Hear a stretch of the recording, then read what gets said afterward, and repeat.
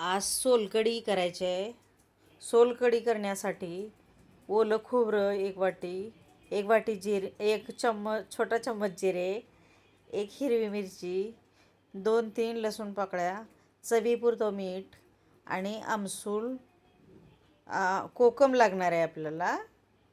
5-6 कोकम लागणार आहे. आणि कलर पाहिजे असेल तर आपल्याला बीट लागतो आहे.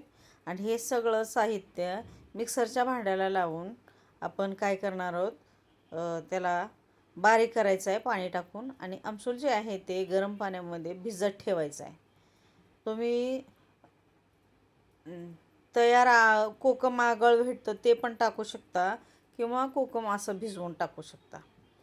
आणि हे मिश्रण केलेलं मिक्सरवर बारीक केलेलं गाळणीने किंवा कपड्याने गाळून घ्यायचं आहे. आणि हे एकाच वेळेस ते गाळलं म्हणजे बारीक होत नाही म्हणून 2-3 वेळा पाणी टाकून त्याला बारीक करून अशा प्रकारे गाळून घेऊ शकतो आपण. आणि मोठी चाळणी असेल तर मग ते लवकर होतं. आता ही छोटीशी आहे म्हणून मी 2 वेळा, याला थोडा वेळ लागतोय. आणि हे मिश्रण गाळून घेतल्यानंतर त्याच्यामध्ये जे कोकम भिजायला ठेवले ना त्याचा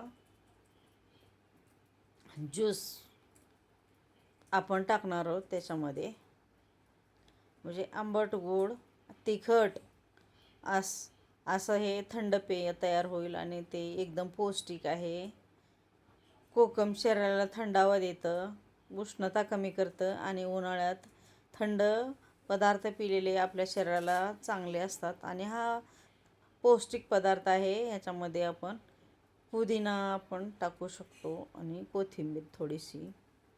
हे बघा तयार आहे सोलकढी.